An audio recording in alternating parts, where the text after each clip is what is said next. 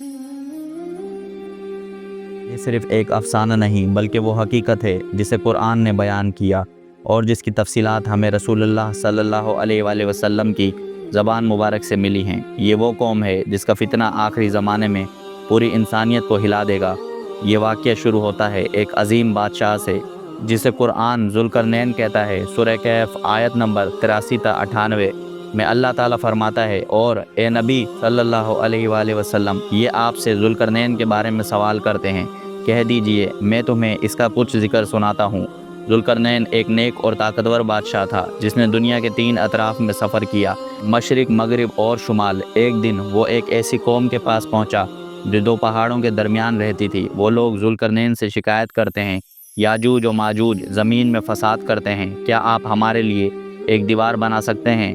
یہ یاجوج و ماجوج ایک وحشی قوم تھی، ایسی مخلوق جو دیہات تباہ کرتی، قتل عام کرتی اور کھانے کو جانور اور انسان سب چیز پھاڑ دیتی۔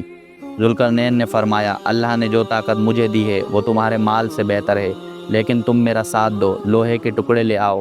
پھر لوہے کے بڑے بڑے ٹکڑے پہاڑوں کے بیچ رکھے گئے، پھر آگ جلائی گئی۔ جب لوہا پگھل گیا تو اوپر سے پگھلا ہوا تانبا، پیتل بہایا گیا، ایک مضبوط، عظیم، ناقابل عبور دیوار بن گئی۔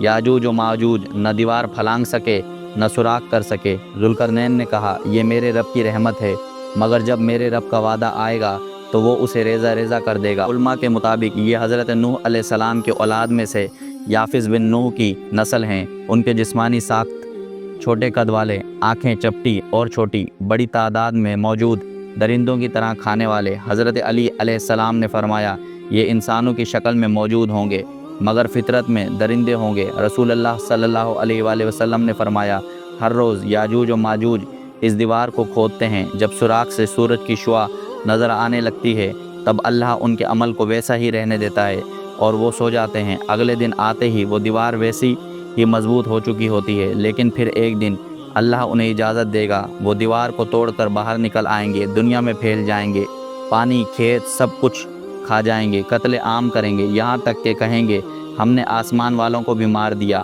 اس وقت حضرت عیسیٰ علیہ السلام زمین پر موجود ہوں گے۔ اللہ تعالیٰ حضرت عیسیٰ علیہ السلام کو وحی دے گا، ایسا لشکر نکلا ہے جس سے کوئی لڑ نہیں سکتا، میرے بندوں کو لے کر کوہ طور کی طرف چلے جاؤ۔